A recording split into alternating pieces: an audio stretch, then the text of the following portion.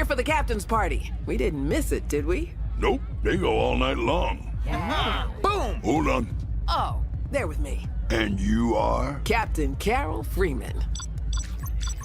Of the Cerritos. You're not on the list.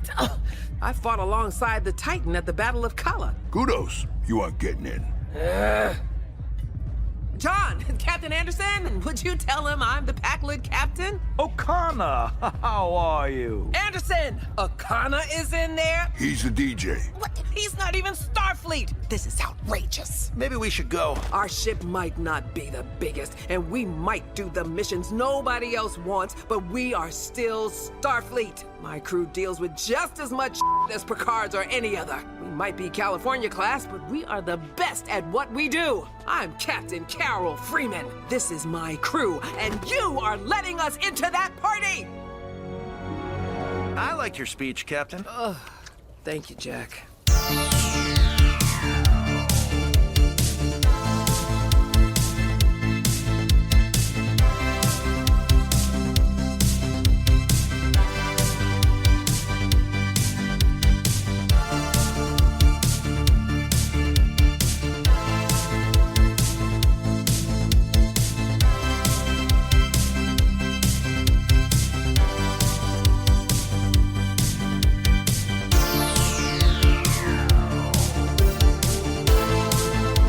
Welcome, everybody, to Deep Space Pride, a gay Star Trek podcast. My name is Mike. I am one of your hosts, and with me is my co-host, Johnson. Johnson, how are you tonight? Oh, hey, Mike. I'm good. I am doing well. It is Monday. It is an off day for us. Yeah, we're recording a little early this week because someone has a business trip. Yeah. I mean, as business trippy as it really can be. I mean, I'm just going to Boston, so it's literally, I mean, it is a long Amtrak ride. It's like 4 hours. It's not far, but hopefully it's comfortable at least. Yes. Did you book the Acela or the? Yeah. Oh, it's 3 hours and 45 minutes then. Okay. All right. Oh my God. And they have comfortable seats, and Is it nonstop or is it? There may be one stop before your stop at South Station, but okay. One or two maybe. Okay. But yeah, for the most part, it's it's gonna stop in Providence. Duh. So it'll stop in Providence, and then there may be one more stop, and then it's South Station. Okay. So yeah. It was. I mean, it's a business trip. I did consider flying because the round trip flight was $75. It was so cheap, but obviously getting to the airport, going through security, none of that's worth it. No, it's it would take longer than 4 hours to do all that. I can't deal with that shit. So we're recording on a Monday night because you won't be back until Thursday night. Correct. And obviously want to give you enough time to edit and do your job. So that's fine. I suppose that's okay. I mean, yeah, we still have to, there's other pieces to this puzzle, but yes. There's other pieces to this puzzle. Okay. That's correct. We don't need to bore everyone with our no podcast process here. No. But yeah, so we're in between series right now. Yeah, but it's only like a week difference. Right. It's not. Yeah. And then in a month we'll have 2 series at one time, but so we're in this little bit of a lull, and we thought we would do a wrap up of season 2 of Lower Decks, and then talk a little bit about Prodigy, which premieres in a couple of days. Very soon. Which actually, when you hear this, it will have already premiered, but we release on Fridays, and it's just not enough time. So we'll talk about the first episode or the first 2 episodes of Prodigy next week. Yeah, very excited. So yeah, so it's I'm slightly disappointed, or not disappointed. I'm sad that season 2 of Lower Decks is over. I know. I'm also sad that it's over. I feel it went by really quickly, and I feel that life is just flashing before my eyes and before I know we'll both be dead. It's just like, it's just going by so fast. Or maybe, you know, before too long, we'll be watching Picard and we'll be on our way to Chicago, Mission Chicago. Maybe that's a little bit more. Maybe that's a little more positive. I mean, sure. If you want to look at it that way, that's totally fine. You can be the. I mean, we do have some holidays. Full person. I am a half glass, half full person. Absolutely. The glass is mostly 3/4 full, usually too. So wow, that's very full. But also, you know, we have the holidays. We have someone's 40th birthday. Yeah, this is coming up. So there's Dennis's birthday is also coming up. Yes. Dennis's birthday is next week. Oh my God, you're right. It's next week. Yes. So. Oh my God, it's like November. Oh my God. Okay. It is almost November. You are correct there. I've made several mistakes as to what's happening this week and what's happening next week, but yeah, it's you know, all, you know, as well as, you know, there's other new shows. So, you know, I'm a Doctor Who fan, so there's a new season of Doctor Who premiering on Halloween. Mm-hmm. So there's that. Yeah, this next week is flying by, and or these months, these weeks are flying by, and you know, I really do love Lower Decks, and I think if I can put a point on it, I think it just reminds me so much of Next Generation that I really just enjoy that. It you know, although it does a lot of callbacks, it does remind me a lot of Next Gen, and I guess so. Yeah, I mean, for me, I just enjoy it. It doesn't necessarily. I guess it does. I you know, I haven't really thought about it that much. But it definitely does have some Next Gen vibes because that's probably my man's favorite series, so it makes sense. But I think just in itself, it's become much more confident as a show, and I think that it's, you know, obviously we get a lot of these episodes where it's going to be very referential and there's going to be a lot of callbacks and Easter eggs, but I think it's starting, especially towards the end of season 2, I feel that it has gotten to a place where it doesn't need all those callbacks and all those Easter eggs to be enjoyable. Right. Yeah, I think it's gotten its sea legs. It's on its own now, and it's really setting its own course for totally for the show. So I'm excited. I mean, Mike McMahon is already writing season 3, so that's awesome. You know, it's sad to think that we're gonna have to wait another 40 weeks to watch it, but we do have a lot of Star Trek in between now and then. But yeah, let's start by so we did start a little bit, but rather than jumping to the end, let's kind of take a whole look at the whole season of season 2. Captain, a team from Starfleet Command is requesting to come aboard. That was fast. Permission granted. Escort them to the senior conference room. If they were impressed with you before, today must have sealed the deal. Hey, nobody deserves the recognition more than you, Mom. Nothing would make us prouder than seeing you move up to bigger and better. Maybe bigger, but never better. I'm turning down the transfer. What? But Captain, you've been working so hard for this. Yeah, well, maybe a little too hard. It blinded me to what I already have right here on the Cerritos. What good would a new ship be without the best crew in the fleet? Mom, no way! Come on, let's go tell them they wasted their trip. Captain, I drew the banners. It was Boimler. And what did you think kind of stood out for you for the arc of season 2, or what your thoughts are on season 2?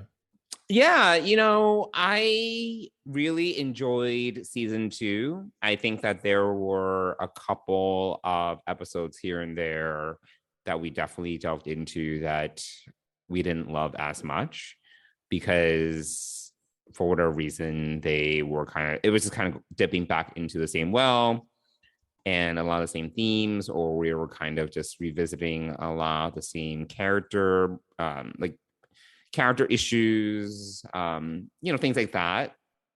And just in some cases, the different plot lines just didn't mesh. There were a couple episodes where there was just a lot going on, but in a way that didn't really feel like things came together. It was just like people doing their own things, and we had like A, B, and C, and they never really converged successfully. So I do think there were a couple episodes where we had a little bit of that. But I think overall, I really did enjoy this season. I do think that we do get a little bit of a reset by episode 3 or 4. Everything is essentially back to quote unquote normal in terms of the crew, and especially given how things shook up at the end of season 1. I was expecting a little bit more of change in the dynamics and the structure of it all. But at the same time, I think that we also both felt that in episode 1, I think you and I both were like, oh, we feel that something's missing. And it was because Boimler wasn't there. We noticeably noticed his absence. So I think for better or for worse, I think the dynamics between the characters works really well. And while I applaud Mike Mann and his team for trying to kind of shake things up at the end of season 1 and kind of leaving us on that sort of cliffhanger, I can also see why, from a writing perspective, they decided to kind of just slowly go back to, where things were. I'm not sure if we needed Shax to come back. That was like a thing on another level where I was like, okay, now things have really reset. Because we got Kayshawn, and we basically introduced to a new security officer, and then he had like 2 more lines for the rest of the season. So I feel that we could have gotten more with other characters. We didn't need Shax to come back, but it's fine. But overall, yeah, I think by the end of the season, it really wrapped up well. I think both you and I thought episodes 8, 9, 10 were really strong. They kind of just kept on building, and basically by the end, by the finale rather, we were both on the edge of our seats. So yeah, I think that this was a great season. Again, a little bit, it had some ups and downs, but I think it finished really strong. Yeah, that's what I was going to say, some ups and downs. But, looking back at the whole season, as we were kind of going through the season, I thought it felt a little bit weaker. Because season 1 was just so amazing. And, right. It was also fresh, obviously it's always going to be that true, expectation. Yeah. It's just different. But they had such a strong season 1. And so season 2 at the beginning felt really kind of mishmash, kind of trying to try new things, but also pulling back to the old fashioned things or what they'd already tried. There were a lot of Easter eggs. While I was cooking tonight, I was just rewatching episodes 2 and 3, and they're, I didn't need to surprised you were able to watch anything with the way that Paramount Plus has been going for you. Yeah, oh gosh, that man. Yeah, I'm not going to get on that soapbox, but Paramount, would you please fix your app? Just start over and pay some some coder a lot of money to create a really great app, because this sucks. I know. It's like, come on, they definitely have money. Yes, please. They are the stingiest with their money ever. Really. But anyway, so I was watching episode 2 and 3 tonight in the background. I didn't have to pay attention to it closely, but you could see, those are 2 episodes where there were a lot of Easter eggs, right? And a lot of dynamic changes. You meet Kayshawn, you see Tendi and Mariner go on an adventure together. So you get Brad back, which is also really good. Yeah. So, there's that dynamic of kind of like a slow start, a reset, if you want to call it. Then the Shax is back, and Rutherford wants to know, you know, how, why. I want to know how, why. I mean, I actually really do, you know, when you mentioned Shax, I was like, you know, I really do like Shax. I really do like the character of Yeah, him. he's fine. I'm fine with Shax. You know, he's not my favorite, but I'm fine with him. Oh yeah, no, I really, I don't know. I'm starting to appreciate him a little bit more, and Okay. especially, you know, just yeah, just the, you know, he has a sensitive side. He has this uh gruff side. He, you know, he does really care about Rutherford. Um, you know, I think more so than we see Billups do, except for that one episode when they're on the ship together.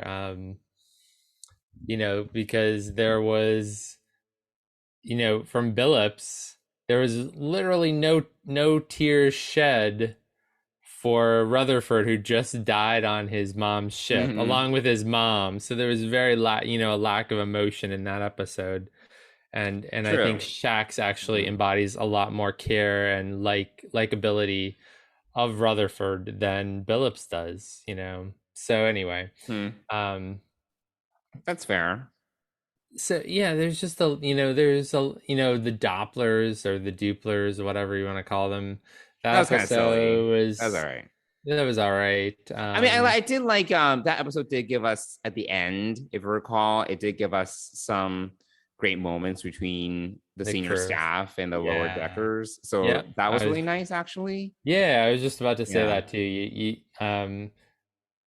Yeah, you get them pulling together, and then you get that again at the end of the season too, which I think is Hmm. actually what the second half of the season kind of felt like, was the crew slowly coming together between the upper deckers and the lower deckers. For sure. Yeah. And really, I like that arc. You know, when you look at the whole season now, you can kind of tell that there's been this arc of character development across all of the characters. Hmm. Uh, Hmm. it's been really cool. It's really cool to look back and see the progression. You know, even Mariner by the end of the season has changed. Brad has changed. Tendi is going to be, you know, going to senior science officer training, which is cool. Yeah. And we learned Yeah, something new. some character development. Yeah, and we learned there's a secret about Rutherford and his implant. So Right. there's Right. that too. And then, you know, we see, yeah, we see the senior staff kind of grow a little bit too. I mean, Ransom and and Freeman really start to come together a little bit more. Except Hmm. for obviously the little secret, you know, that Mariner lets out of the bag In about the her being, finale. yeah, in Yeah. the finale, you know, he's kind of shocked that she's leaving him behind. He has like a Uh, meltdown. He was like, he does not have a there, meltdown. not there. I don't know if you saw Yeah, but that. also Billups had the best meltdown, I Yes, he thought. had a pretty great meltdown. Must say. Yeah, Shax was just kind of grumpy about it, but and you know, I don't even think we saw Dr. Tana react to this news Mm-mm. or He anything. wasn't there. So, No. but you see the crew come together, and overall, you can kind of like, I enjoyed watching these two episodes because I knew that it was kind of looking back at characters who had grown. Mm-hmm. So it's, you know, it's reached that point where you can kind of go back and see characters before or as they were developing versus, you know, that they developed into these great new directions that they're going in by the end of first contact. And Yeah. so I, you know, I like the, you know, and we did see some more a little bit better storylines coming together towards the end of the season. Mm-hmm. Uh, The so pack that, lad thing again was fine. I was okay with the pack lads. They were kind of the antagonists. I feel they were more kind of just like a plot vehicle than anything. And I don't need more of them. But that was definitely, it came together, but it was also like, do I need this in my life? right. I mean, so here's the other thing. So I think that, you know, the Packlids were the big, quote unquote, big baddie for this season, but Right. next season I think we're gonna find that my guess is Your my prediction? What's your prediction? my Uh-huh.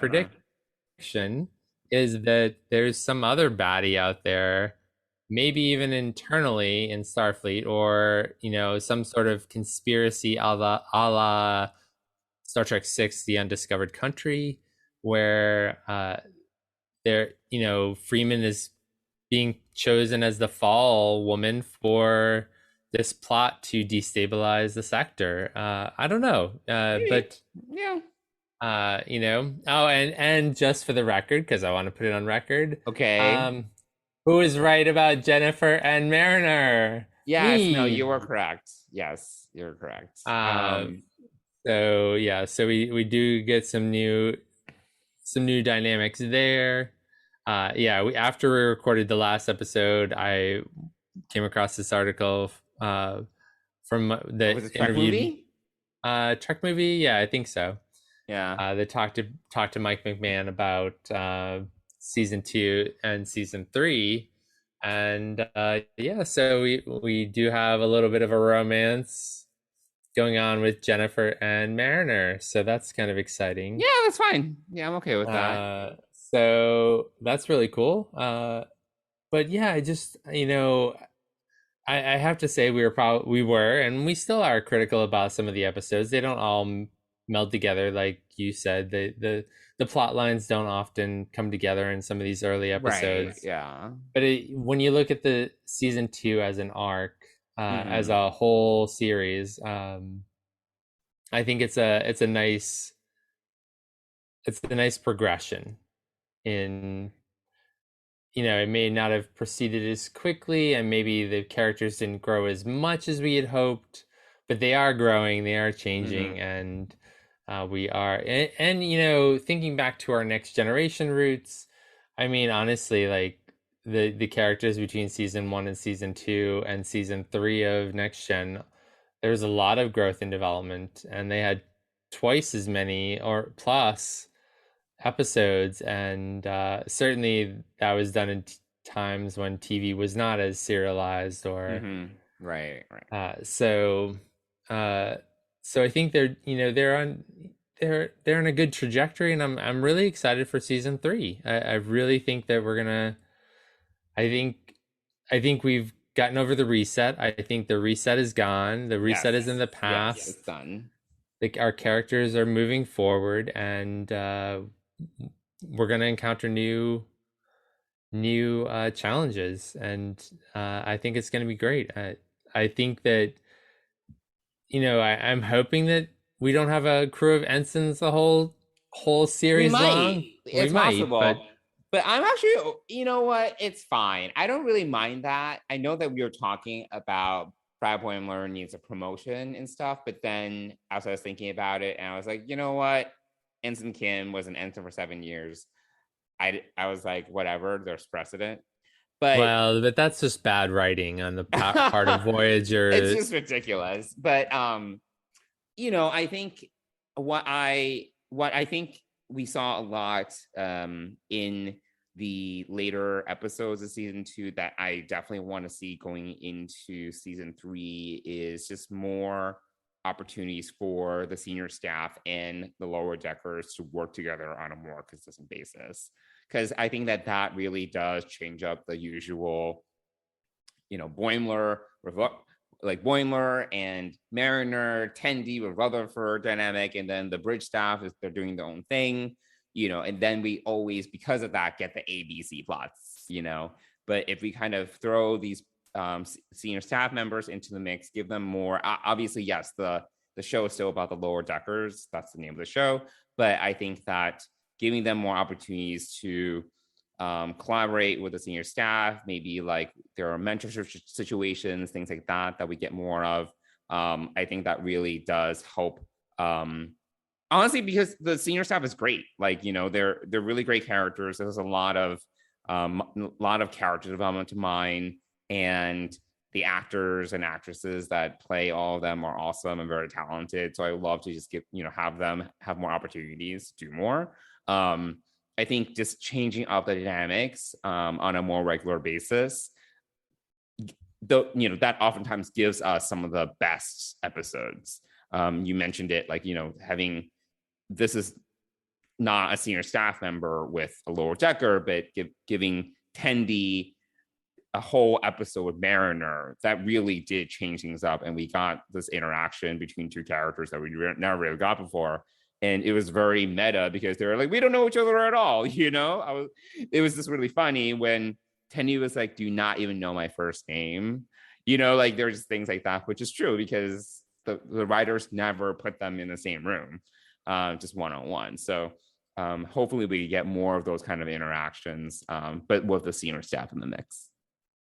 Yeah, I mean, I hope we get to see more Beta Shift when Brad and Mariner are on the bridge, and hopefully Tendy will be there. And you know, I think that'll be really, really good because we did see some scenes where they were on the bridge, right?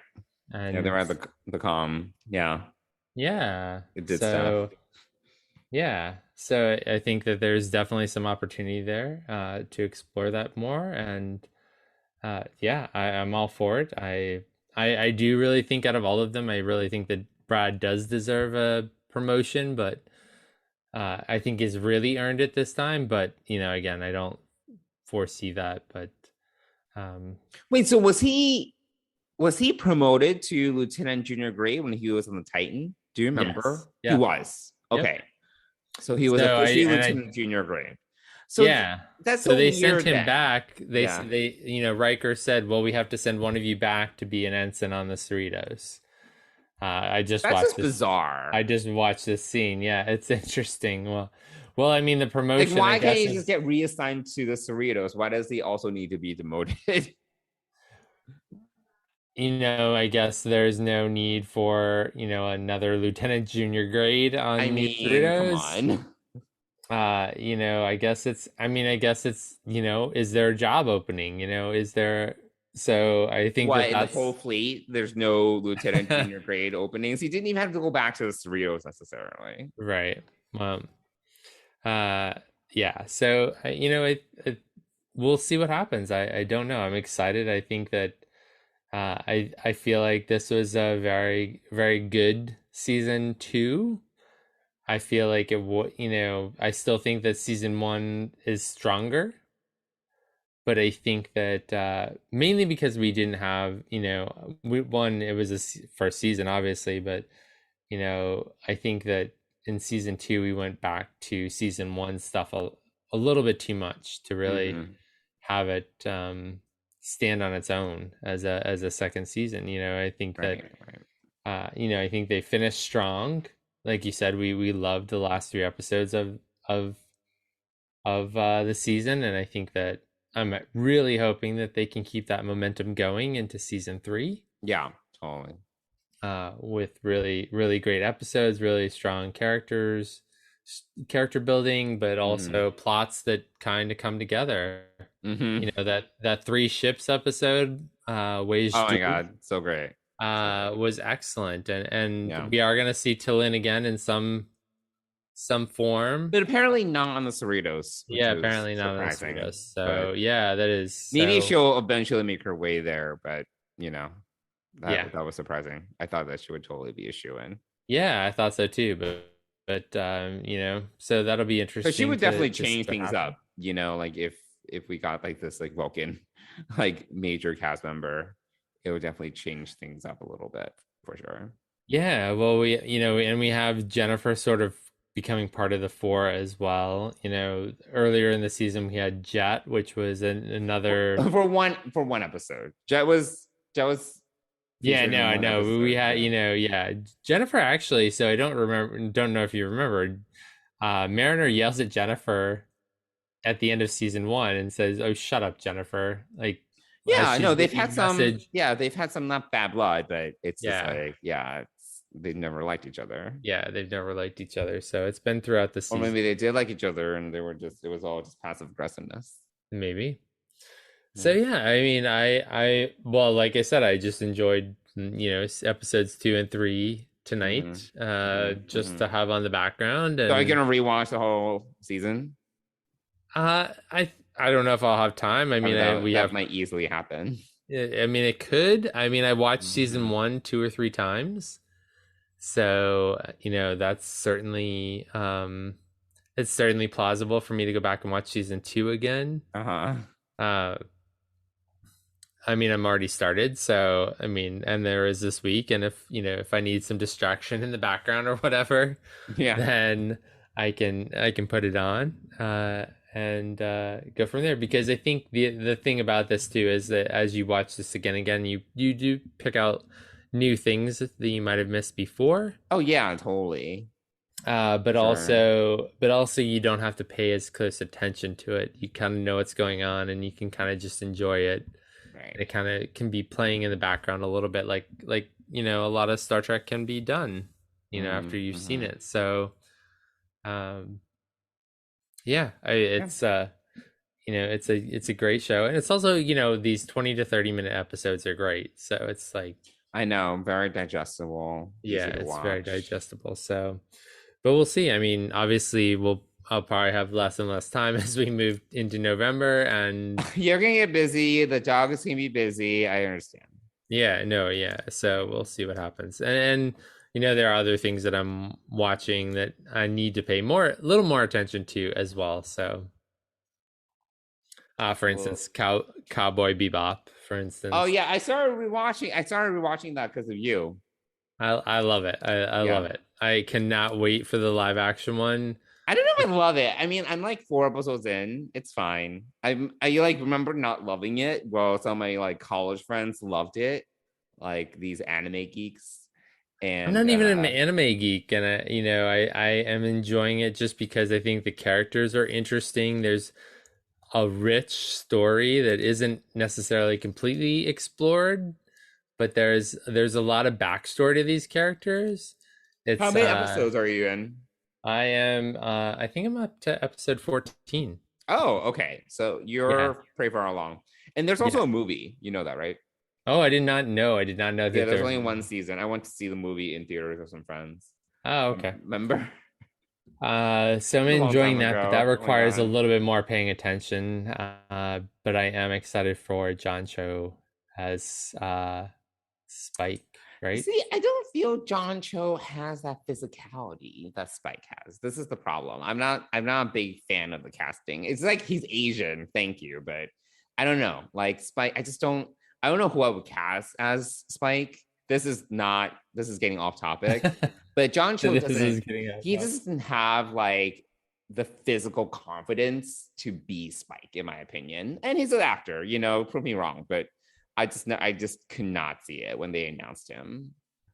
But yeah, I mean, well, I don't know. The little short that they put up on, I saw it on Instagram, but I thought it was really good. They put the title sequence up, which is exactly like the cartoon, the anime, but then they put up this other short, like not trailer, but not a trailer, because it's like people have been saying, where is the trailer? Yeah, well, this is just an interest. Yeah, it's what they've put up is great, really well done. So I'm still gonna watch it for sure. It's just like I just didn't see John Cho in this role. Oh, we'll have to see, but TBD. So yeah. So anyway, getting back to Star Trek, which John Cho is he's is part Star Trek, so we are tying it in. It's not completely. Yeah, it's not completely disassociated from Star Trek. So there's that. Yes. So cool. Yeah, so season 2 really wrapped up strong. Excited for season 3, and now we have a long wait until that happens. I know. But we do have another show starting this week. We do. This Thursday. We do. So and, should we talk a little bit about Prodigy and what we're looking forward to?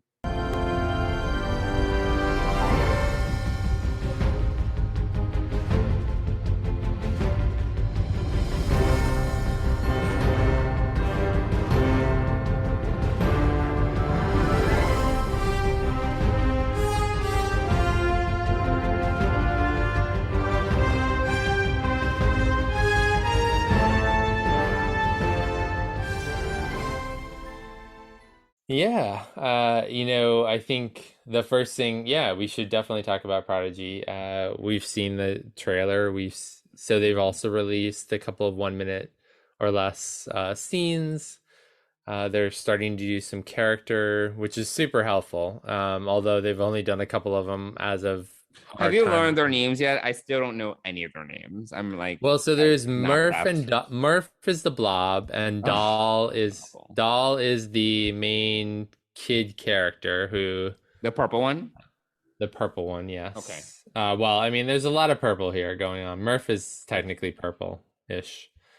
So then there's the main boy. Are you watching the trailer right now? What's happening? Sorry, I got stuck in Instagram Reels I was trying to pull up Paramount and I don't know what happened, but anyway. Oh, I was like, are you watching the trailer live? No, I was trying to pull up the Paramount Plus. Yeah, I need my character bio cheat sheet, essentially. Yeah. I mean, the problem is they're all kind of funky names too, which really doesn't help. It's like yeah, so the other one that they did alien sounding. Did a little scene on it. Well, they did two other scenes. I'm trying to remember Jancock or Janecock? No, Jan Com Pog. What? What is that? Jancum Pog, the grumpy engineer, is Jancum Pog. Wait, is that the Medusan? No, that is not. This is the Medusan is the navigator. This is the Tellarite, I guess. The Tellarite. Okay, great. Yeah. So with the spiky red hair. Yes. And then there's also who else did they did Murph, and then they did Rock Talk. Rock Talk is the 8-year-old girl. So Dal mistakes them for a guy, I'm assuming, and so their little scene is about how they the universal translator comes on. Yeah, the universal translator, and I thought that was cool. I was like, oh, cool, because they were like, I understand you somehow. Yeah. So but I'm gonna say they because they don't say that, I'm a girl. I mean, but doesn't what's his face identify her as a girl? He did until she starts speaking, and then he realizes that they may not be, and so he's kind of rethinking his thoughts on them. So really? Yeah. No. But it's cute. So there's Murph, there's Rock Talk, there's Dal, and then there's Pog, for lack of trying to say his first name. So obviously we've got Janeway, then we've got the other character who's... It's gonna take me a while to get these names right, by the way. Yeah, I'm just telling you that right this second. No, I agree. I as I'm stumbling through this, so these are all characters that we don't know. We probably won't know them. I mean, it took us a little while to learn the Lower Deckers names. Yeah, they're all very unusual, but definitely less unusual than these names, which I think sound very alien. Yeah, these are very alien. One of the things when I was thinking about this series, thinking about Prodigy, I'm excited about the bridge and the starship and the protostar and all of that, but in reality I think that this is another great show about chosen family, and how I think that that's going to be a big a diverse group of people coming together as a group, as a family. And I think that that's, if I were to guess, that would be one of the themes that we're going to see happen throughout this season of Prodigy is that and just also this acceptance, like this, I didn't realize that you were not a big bulky guy, because Rock Talk is a big being, and Dal mistakenly thinks that they are of a more masculine gender. So so I think that those are some things that kids are really going to get a lot out of, because that's sort of the life that they lead now.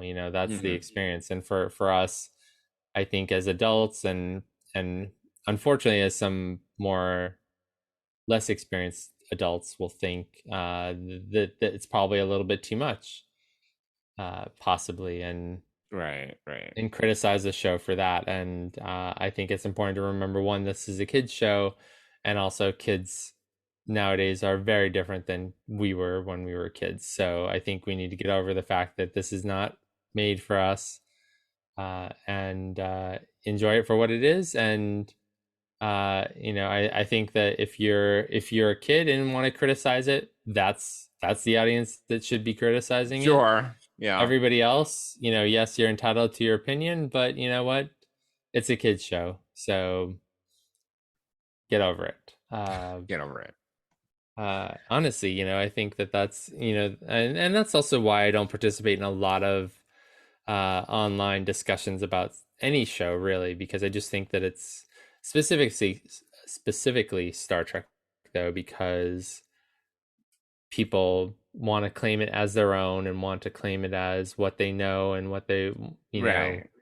what they're familiar with and what they think it should be, instead of accepting it for what it is. I mean, we And got plenty of that vitriol in Discovery season 1. So yeah, absolutely, yeah.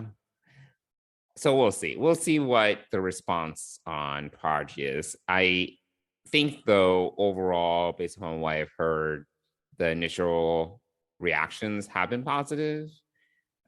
Even it's a little high level because, again, it's embargoed, but it's been positive. So I'm very excited for it. I'm definitely excited for the ship, the protostar. I do want to, the big mystery for me definitely is getting a better understanding of what the protostar is doing in the Delta Quadrant, where our Voyager crew members are now, how is Chakotay involved, things like that. I love that stuff. And hopefully things don't drag out too long. It probably will drag out a little bit. But I do want to kind of get an update on where we are, because other than Lower Decks, which I feel, because of the nature of the show, is kind of in its own bubble in some ways. It's all canon, of course, but it's still kind of plays in this comedy bubble of sorts. We haven't gotten a serious Star Trek show that kind of spans this gap between 2080 and 2380, rather 2380 and 2399. So I kind of want to know like what's happened within this time frame, like with the Federation at large, because again, with Lower Decks we do get some snippets, but because of the genre, it's taken very lightly, and they are not going to give an update on the state of the Federation politics. That's not going to happen. And I don't think we're going to get a lot of that from Prodigy, to be honest. No. I mean, they did say that they are going to introduce the Starfleet Federation stuff very slowly. That is one thing they mentioned.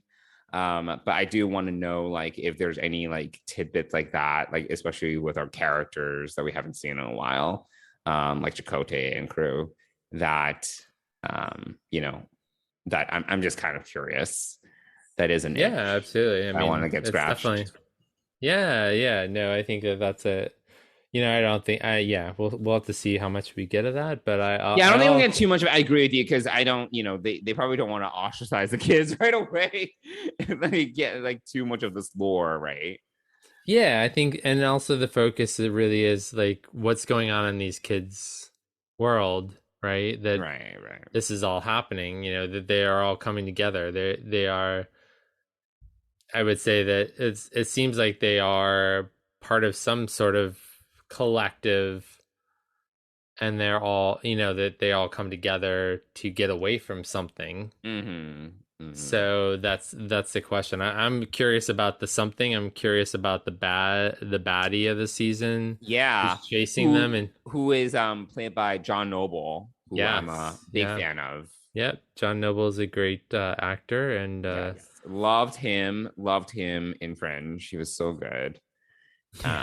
But he's I don't know if this is going to really challenge him as an actor, but I'm still glad to see him. in Star Yeah, Trek. so we have him. He has some underlings as well. I forget who's playing those characters. True, some underlings. Yep, yep. So, there's definitely some drama there. I think that the other main character besides Dal, the one who's tied up and sitting in the captain's chair, I think they have some connection to this big baddie, but yeah, it's how did the protostar get there?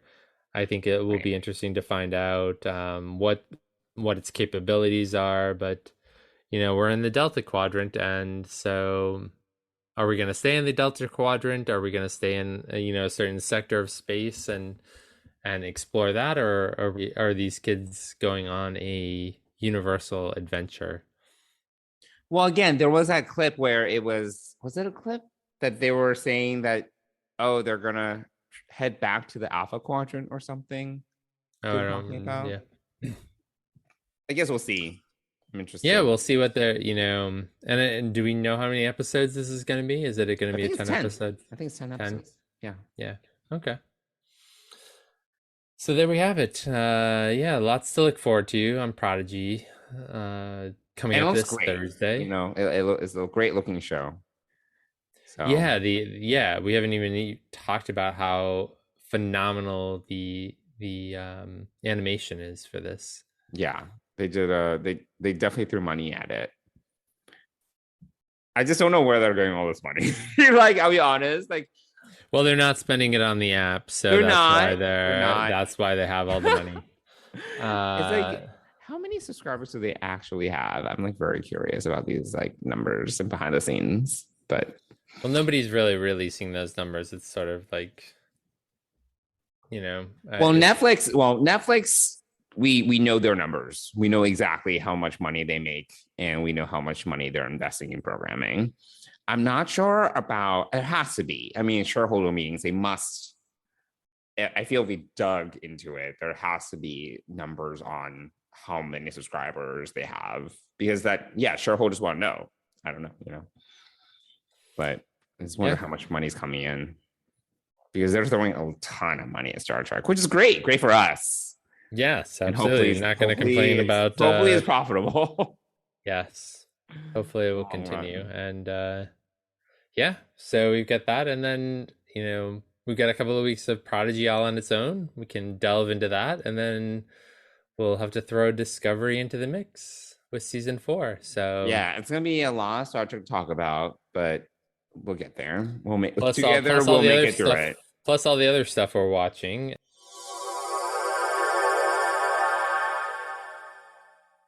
Oh my gosh. I watched so much Apple TV last week. I haven't seen Dune yet.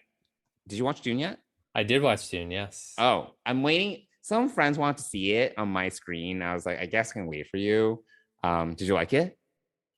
Yeah, I did. I mean, it's you have to know what you're watching. You have to know that you're watching Dune, right? You have to know that you're watching. If you go back and I'm familiar with I've watched the original movie. I've never seen the original movie. Okay. I've watched the original movie. I have read the book. Oh, okay. The first book, which I actually just did not too long ago. Wow. And I've watched the sci-fi series, which were phenomenal. So wow, this is definitely cinematic, and it's beautiful in a lot of ways. Right. Really well done cinematography.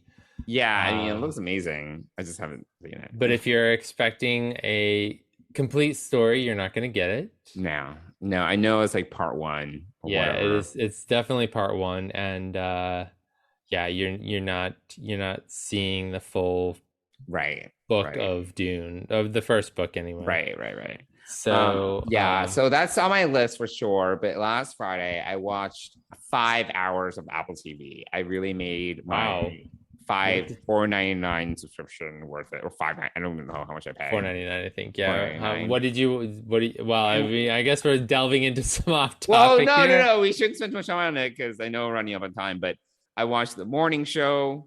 Oh yeah, fantastic! Oh my god, it is so good. So good. So actually really funny. So, I was at church this past Sunday, and I was just talking to some friends, and then someone was like, "There's someone behind you." I was like, "Who?" And it was it was a woman from the Today Show. I don't know her name. Okay. Savannah Guthrie. Savannah okay. Guthrie. Okay. And she was like, "Savannah Guthrie's behind you." I was like, "Who is that?" I was like, "Who is Savannah Guthrie?"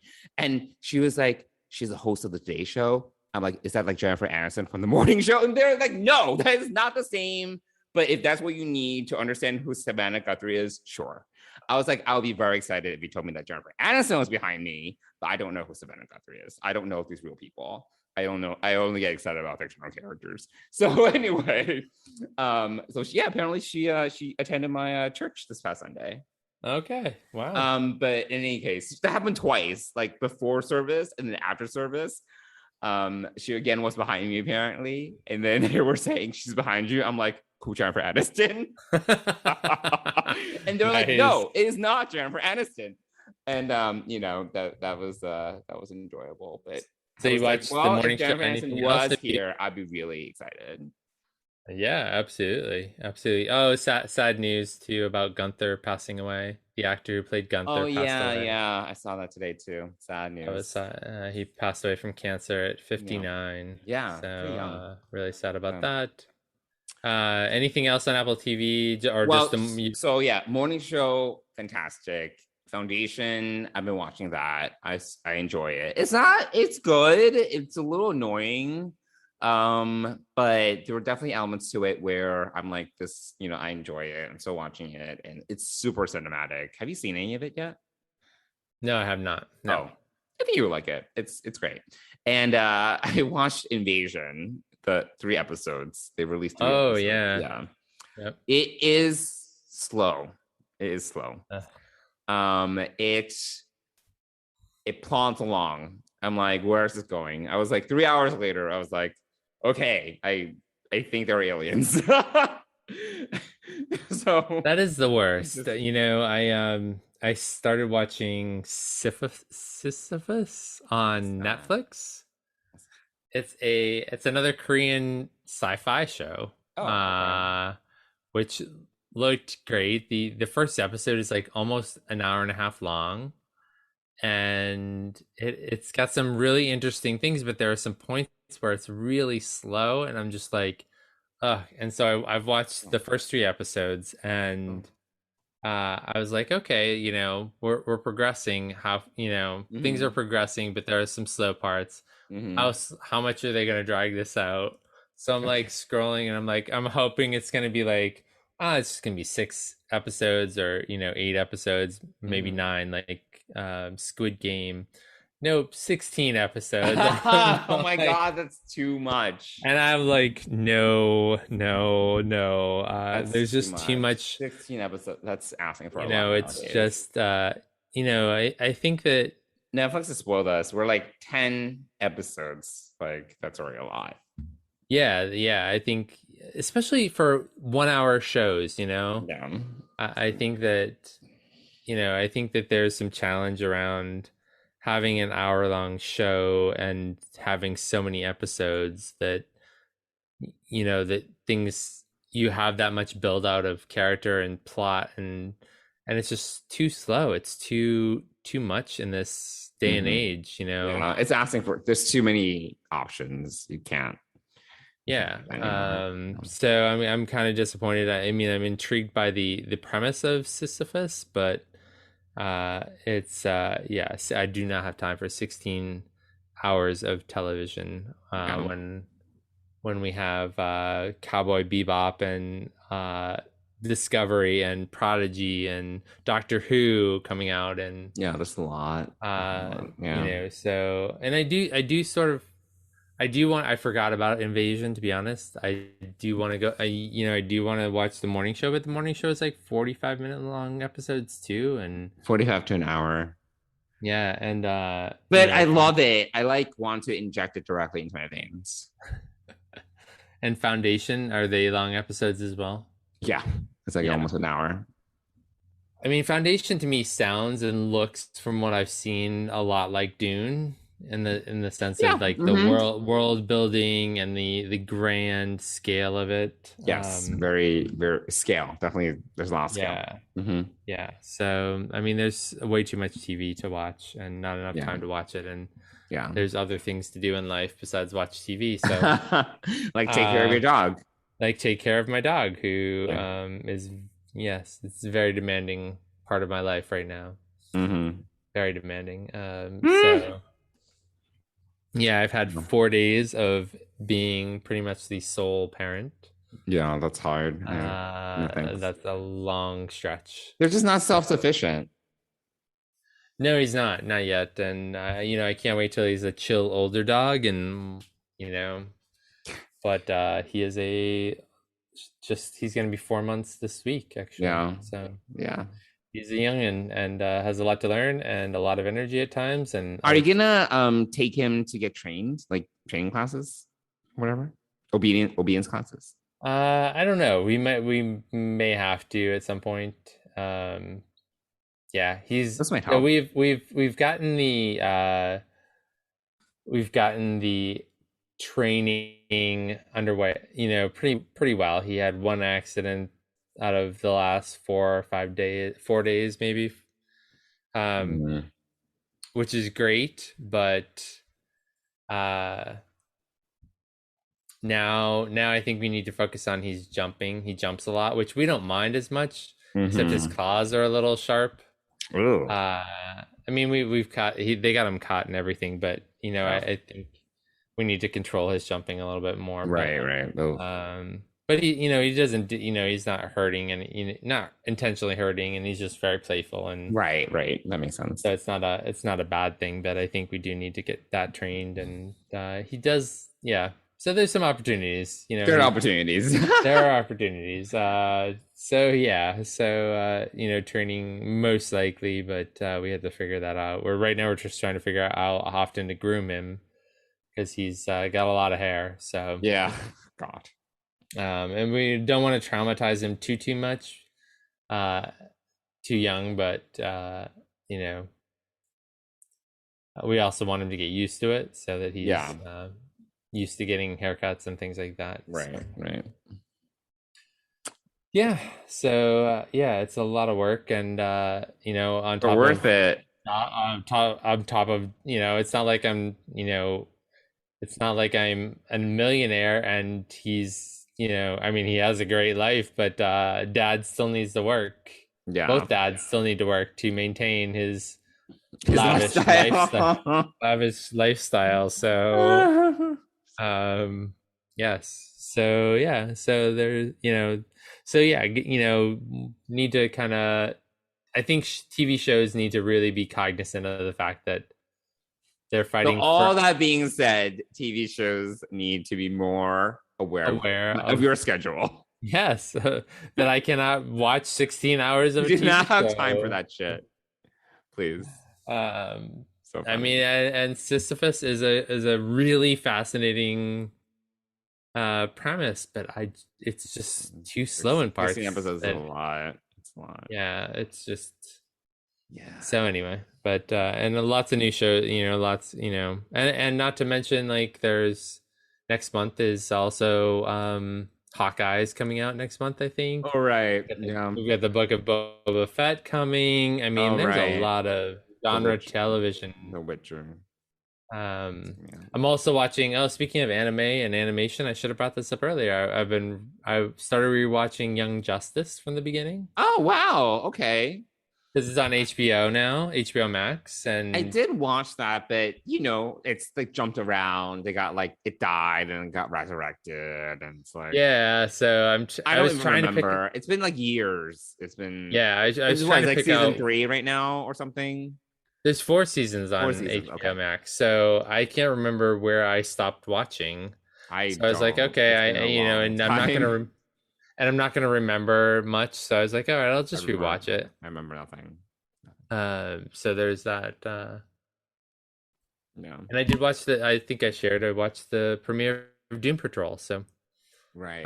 Which I have not gotten. I mean, but they're in like season 3 now. I don't think that I'm ever gonna catch up to that. That's a lot to ask. And then Titans is getting a lot of DC Titans is getting a lot of press right Yes. now. Yes. So yeah, there's just so much television. There's too much show on television. There is, but Life is hard.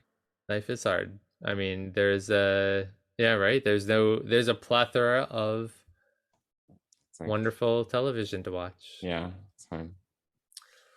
But I am gonna miss Lower Decks, and I'm looking forward But to. we have so much Star Trek to look forward to that I think will be That's okay. true. We'll We be do. okay. We'll get. I think while I am highly moderated. No, that's not the way I want to put that.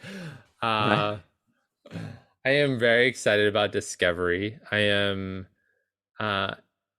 excited about Picard, but a little less so. Yeah. But I think my same level of excitement for Lower Decks is really waiting on Strange New Worlds. Yes, definitely. I'm very excited for Strange New Worlds. But I do love Discovery. I mean, obviously that is the show that revived the franchise, so the television franchise, and started all of this. So I'm curious about this season. Like I said, the trailer is a lot, and I don't know what's happening. So it was a lot. So I'm hoping that I'm hoping that I know that they have a strong group of people working on that show, and I do love the cast. And actually, on Instagram, seen a lot of videos. Patrick Kwok Chun has been posting. They were a bunch of them were just in Germany at FedCon. Oh wow! Okay. This past weekend. So Emily Coots was there. David Ajala. Anthony Rapp was there. I think I can only think of her last name. Cheeseman. Hannah Cheeseman. Is it Hannah Cheeseman? Hannah Cheeseman. She plays Ariam's replacement. Oh, I don't know her name. I think they were all there, so it's cool to see. See them on Instagram and on stage at FedCon. So, I mean, one of the things that I do like about the Discovery cast is that they are super fan friendly, right? And I think that that's really cool. Like, that's one of the coolest things about them, to be honest. Unlike any other series, they are probably the most fan friendly. Yeah. No, I agree with you. I mean, I think they're all getting more fan friendly, particularly compared to like TNG days or whatever. Yeah. So. Yeah. Anyway, cool. Well, yeah. So we're completely discombobulated with this episode, right? Because we've jumped all over the place, but I know it's been a lot, but we talked through a lot. We accidentally went into maybe we should rethink. Maybe we should rethink late night recording. But we got through it. We did get through it. Yeah. We'll talk about Prodigy next week.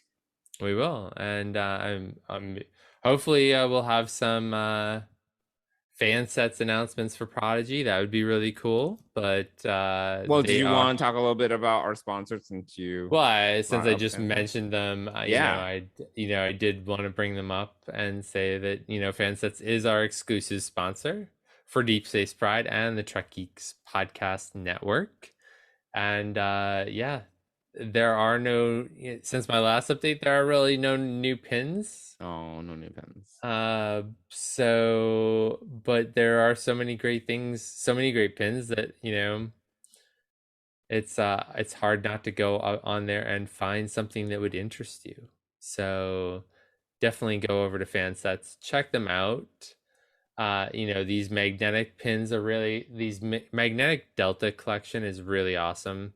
I'm waiting. I will be placing an order as soon as the Wrath of Khan Deltas go on sale.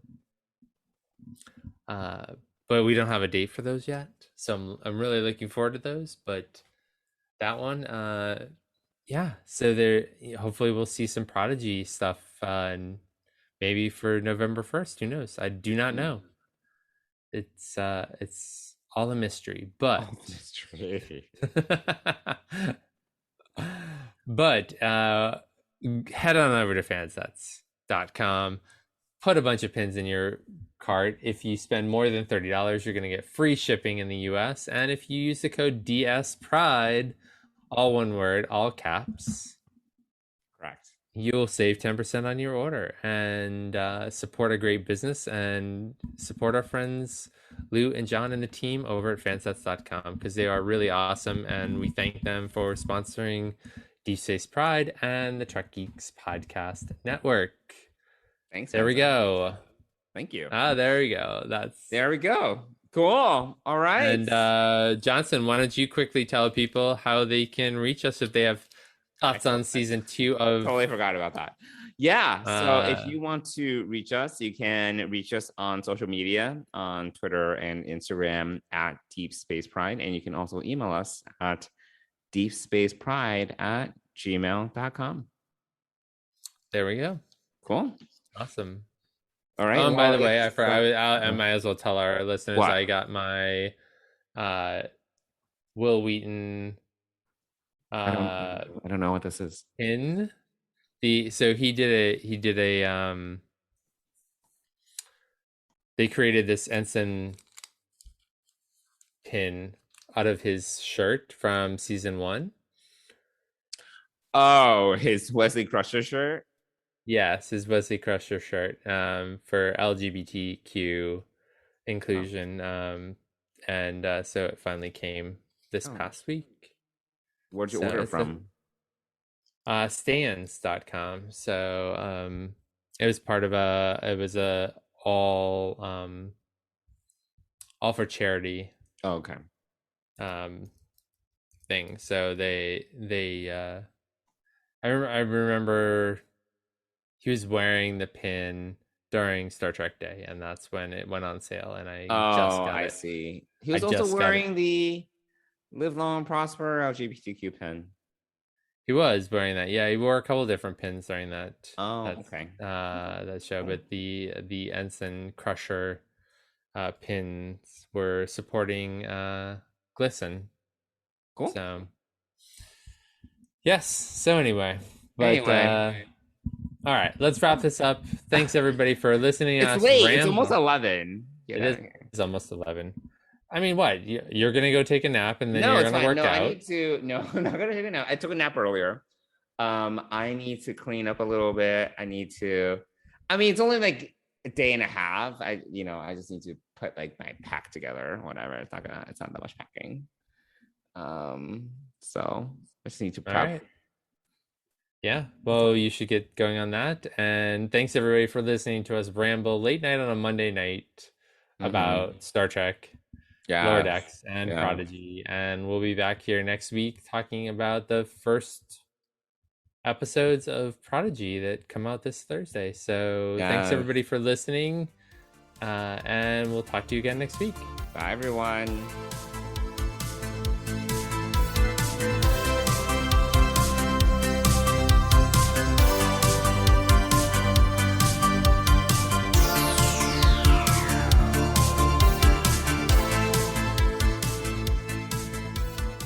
Deep Space Pride is a production of Coconut Media Works. Executive producers Bill Smith and Dan Davidson. For more great Star Trek discussion, discover the other shows of the Trek Geeks Podcast Network at trekgeeks.com or find us in Apple Podcasts, Spotify, or your favorite podcast app.